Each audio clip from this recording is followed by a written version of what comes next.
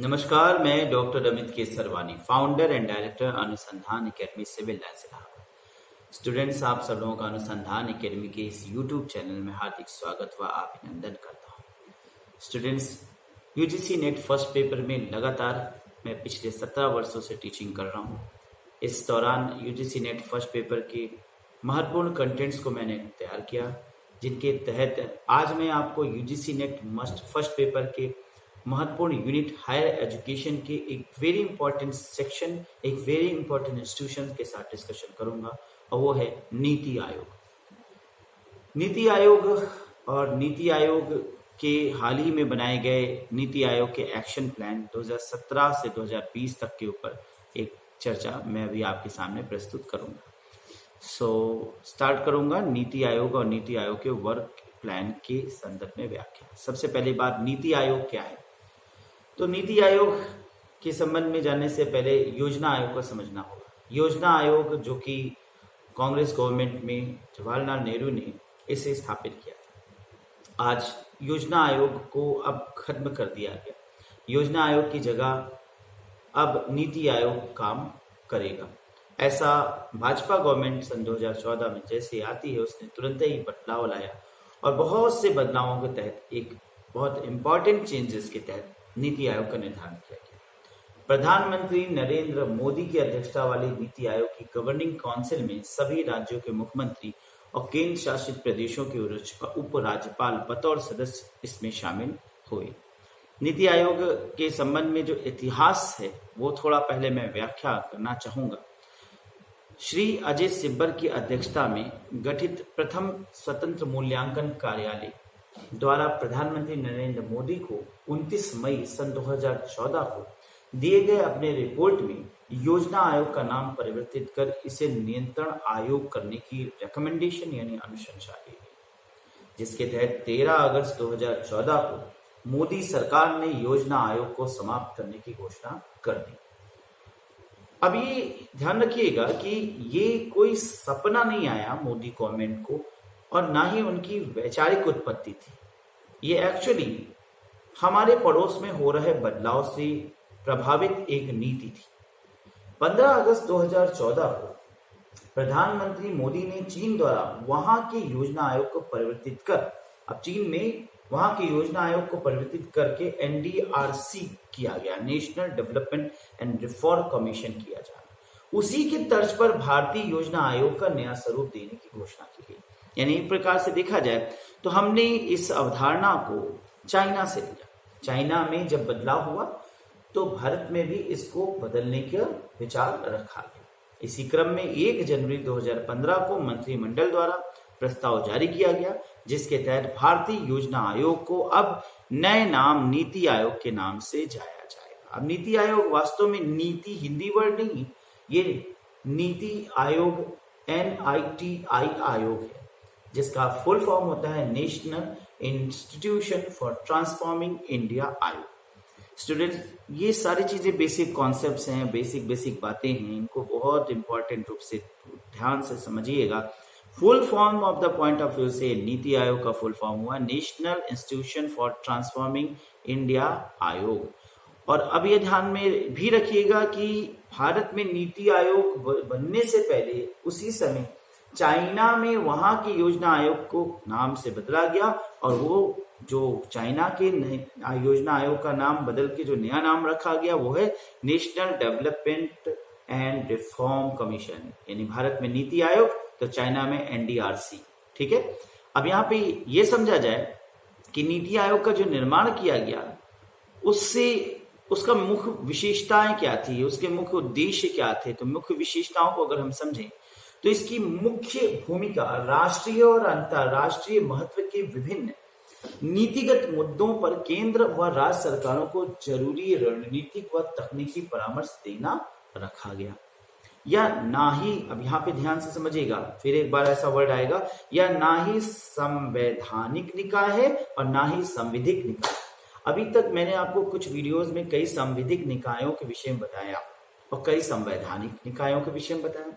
जैसे संवैधानिक निकाय यानी कॉन्स्टिट्यूशनल बॉडी, यानी जिनकी व्याख्या कॉन्स्टिट्यूशन यानी संविधान निर्मित करते समय ही हुई थी। जैसे लोक सेवा आयोग, जिसका वर्णन आर्टिकल नंबर 315 से 322 तक में संविधान में वर्णित है, उसे हम संवैधानिक निकाय कहते हैं।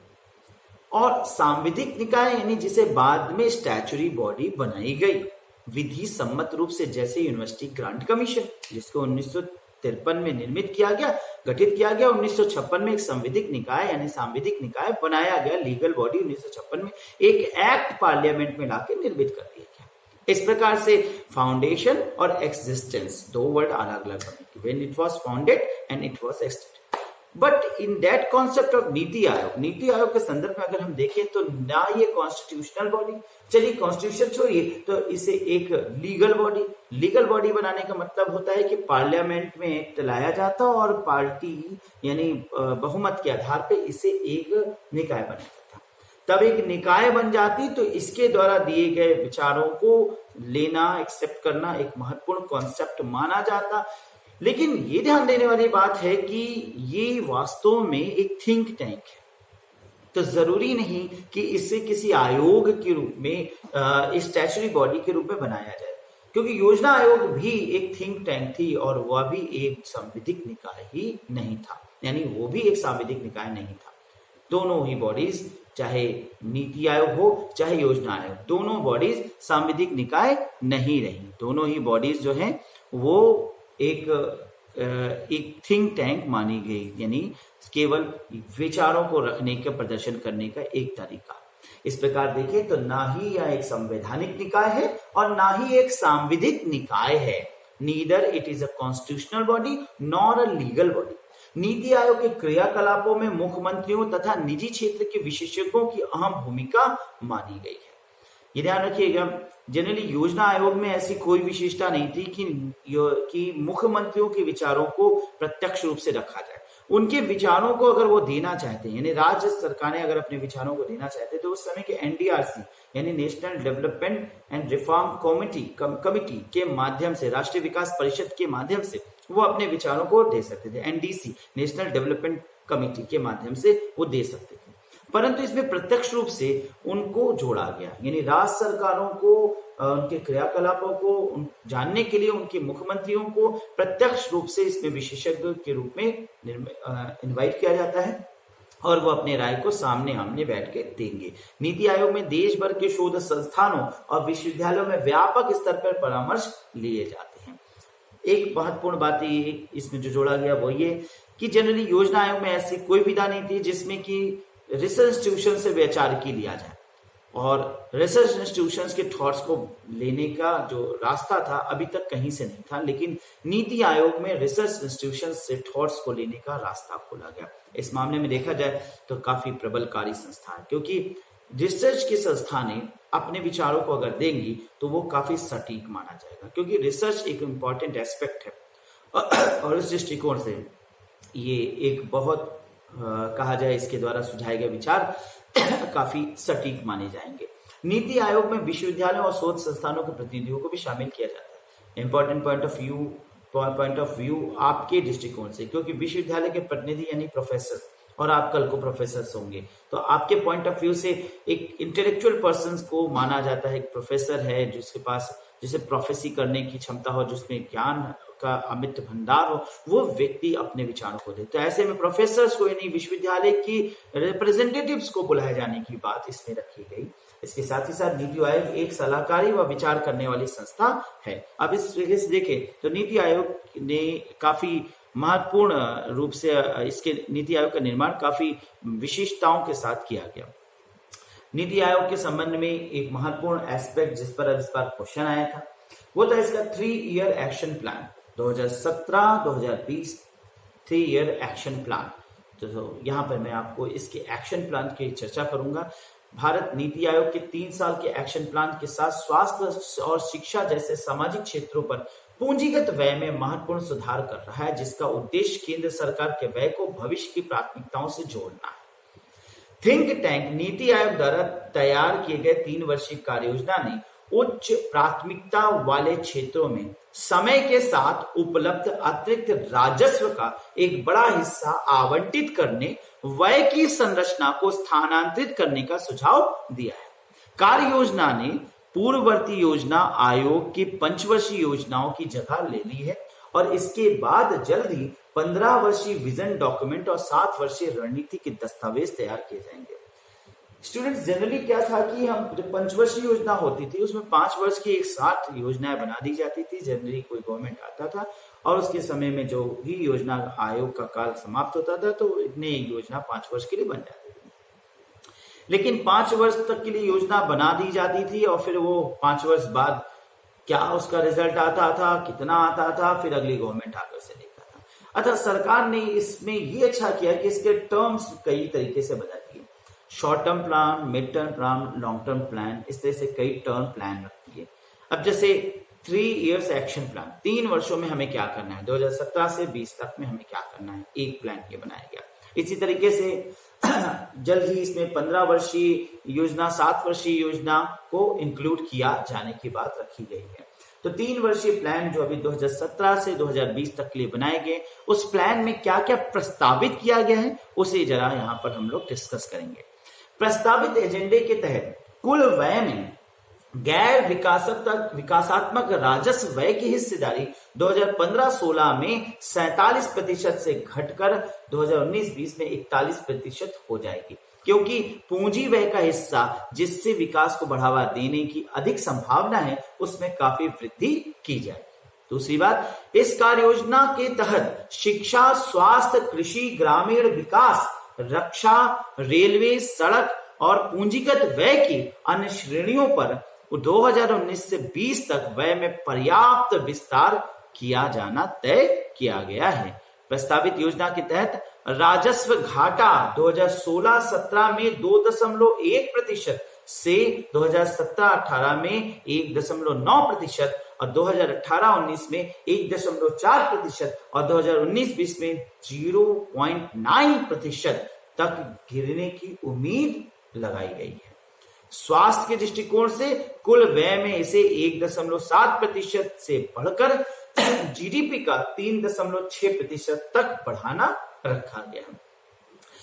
शिक्षा के पॉइंट ऑफ व्यू से ये बहुत महत्वपूर्ण है। शिक्षा के पॉइंट ऑफ व्यू से कुल व्यय में इसे जीडीपी के 3.7% से 4% तक बढ़ाना निश्चित किया गया। अब यहाँ पे पॉइंट समझने वाली बात है, क्योंकि राष्ट्रीय शिक्षा नीति 2019 के मसौदे में 2019 में अभी फिर से एक बार जब भाजपा गवर्नमेंट आती है तो उस मसौदे में 6% शिक्षा पर जीडीपी के व्यय की बात कही गई है और उससे पूर्व जो ये प्लानिंग की गई इसमें 4% तक बढ़ाए जाने की बात रखी गई। रेलवे और रोड कैपिटल एक्सपेंडिचर के दृष्टिकोण से जीडीपी के कुल खर्च में इसे 2.3% से 4.3% तक बढ़ाना सुनिश्चित किया गया है। कृषि और ग्रामीण विकास में ग्रामीण विकास पर खर्च का हिस्सा 2015-16 में कुल व्यय का 5.9% से बढ़ाकर 2019-20 में 7.7% किया जाना तय किया गया। प्रस्तावित योजना में कहा गया है कि शिक्षा के क्षेत्र में अधिक संस्थान बनाने के बजाय कम उच्च गुणवत्ता वाले संस्थानों पर अधिक ध्यान देकर या सिर्फ 1 या 2 विश्वविद्यालयों में वर्ल्ड क्लास यूनिवर्सिटी शिक्षण शुरू करने के माध्यम से शिक्षा की गुणवत्ता की प्राप्त की जानी चाहिए। यानी कहा गया कि भारत में जो ऑलरेडी शैक्षणिक संस्थान हैं उनकी सुधार किया जाए। अगर हम एजुकेशन क्वालिटी को बढ़ाना चाहते हैं तो संस्थान बढ़ाने के बजाय जो संस्थान ऑलरेडी वर्क कर रहे हैं उनकी गुणवत्ता में सुधार कर दिया जाए। इसके अलावा गायों के संदर्भ में कहा गया कि देशी गायों की उत्पादकता बढ़ाने के लिए राष्ट्रीय गोकुल मिशन 2015-16 में जो शुरू किया गया था, कार्यक्रम के परिणामों के आधार पर भैंसों के लिए एक समान योजना पर विचार किया जा सकता है। और एक अन्य बात जो कही गई वो ये कि चीन में दुनिया के व्यापारिक निर्यात का 13.72% है। अब चीन को अगर हम देखें तो दुनिया का व्यापारिक निर्यात, समझिएगा एक्सपोर्ट चीन जो करता है, उस दृष्टिकोण से 13.72% दुनिया का एक्सपोर्ट चीन के पास है और भारत में केवल 1.67% का योगदान है। यानी दुनिया में हम मात्र 1.67% एक्सपोर्टेशन करते हैं, व्यापार करते हैं।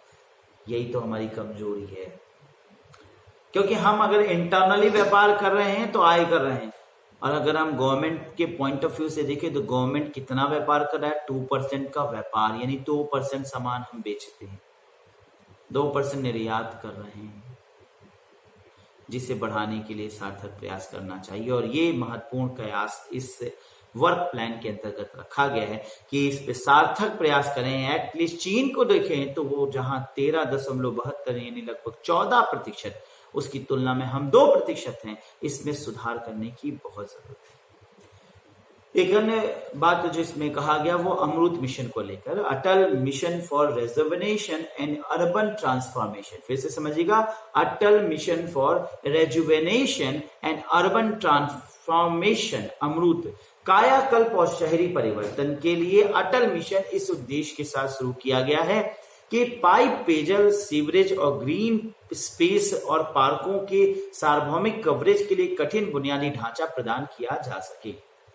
इसके साथ ही साथ स्मार्ट सिटीजन मिशन की बात रखी गई। स्मार्ट सिटीजन मिशन का उद्देश्य आर्थिक विकास को गति प्रदान करना और क्षेत्र आधारित विकास और शहरी स्तरीय स्मार्ट समाधानों के माध्यम से जीवन की गुणवत्ता में सुधार करना। मिशन के तहत मौजूदा 100 शहरों को पहले स्मार्ट शहरों में परिवर्तित किया जाएगा, फिर देश के अन्य शहरों को भी इसी क्रम में स्मार्ट शहर विकसित किए जाएंगे, जिसके तहत इधर कई वर्षों से हम देख रहे हैं कि स्मार्ट सिटीज बनाने की योजना काफी एक्टिव हुई और शहरों का जो स्वरूप है, स्ट्रक्चर है, उसमें काफी बदलाव लाया गया। अन्य योजनाओं के तहत स्वच्छ भारत मिशन जो शहरी क्षेत्र में हमारे शहरों को साफ सुथरा बनाने के लिए एक अभियान चलाने का भी प्रमुख मिशन है। मिशन का लक्ष्य 2 अक्टूबर 2019 तक सभी वैधानिक शहरों में खुले में शौच को समाप्त करना था। तो फिलहाल अभी यह लक्ष्य पूर्ण रूप से उतना सफल नहीं दिख रहा है। हाँ, ये जरूर है कि अभी सरकार इसमें अपने प्रयास कर रही है।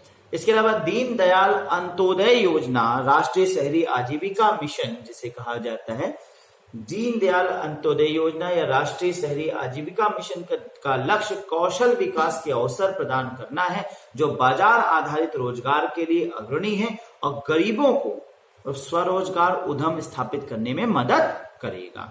इसके अलावा अन्य योजनाओं के तहत प्रधानमंत्री PMAYNG यानी प्रधानमंत्री की कहा जाए तो इस प्रधानमंत्री योजना के तहत, इस योजना के तहत वर्ष 2022 तक सभी को मकान, प्रधानमंत्री हाउसेज योजना कह सकते हैं, इसके तहत सभी को 2022 तक मकान प्रदान किए जाएंगे। तो इस योजना के तहत कहा गया है कि सभी को 2022 तक देश में अपने घर, इस प्रकार से आवास योजना, ठीक है, प्रधानमंत्री आवास योजना ये इसका नाम है। प्रधानमंत्री आवास योजना के तहत 2022 तक इसमें कहा गया कि 2022 तक सभी को अपने आवास प्रदान किए जाएं। अब इस प्रकार से अगर हम देखें तो और क्या क्या इसके अंतर्गत रखा गया इस योजना के अंतर्गत, एक बिजली के सेक्टर में भारत की कुल स्थापित बिजली उत्पादन क्षमता 2032 तक परमाणु ऊर्जा क्षमता को 5.8 गीगावाट से बढ़ाकर 63 गीगावाट करना है। पॉइंट वेरी इंपॉर्टेंट है, क्योंकि जान लीजिए ये फैक्ट्स जरूर क्वेश्चंस में पूछे जाते हैं। इसके लिए 600 megawatt prototype fast breeder reactor की आवश्यकता होगी, जिसके लिए मौजूदा स्थानों पर निर्माणाधीन नई परमाणु परियोजनाओं पर काम करना और कुलन 3 और 4 परियोजनाओं को सक्रिय रूप से आगे बढ़ाना होगा। तो यहाँ पर सरकार ने बहुत सी योजनाएं इस वर्क प्लान में रखा है। आशा है कि ये सारी योजनाएं, जैसा कि गवर्नमेंट ने कहा, अगर ये सारी योजनाएं परफेक्ट रूप से क्रियान्वित हो जाएं तो देश में काफी विकास देखा जा सकता है। स्टूडेंट्स, यहाँ पर मैंने आप लोगों को इस नीति आयोग की महत्वपूर्ण योजनाओं की चर्चा की। जाहिर सी बात है इस वीडियो में मैंने कई फैक्ट्स आपको दिए। इन सारे फैक्ट्स को काफी डेप्थ से तैयारी कीजिएगा, गहराई से इनसे एग्जामिनेशन में जरूर कोई ना कोई प्रश्न पूछा जाना श्योर है, क्योंकि हर बार इस प्रकार के प्रश्न नए आयोग या नए चर्चा में जिनमें रहते हैं उनसे जरूर आता है। मैं जल्द ही आपको और नए वीडियोस के साथ उपस्थित होऊंगा, कई अन्य बातों को बताऊंगा। तब तक के लिए धन्यवाद, नमस्कार।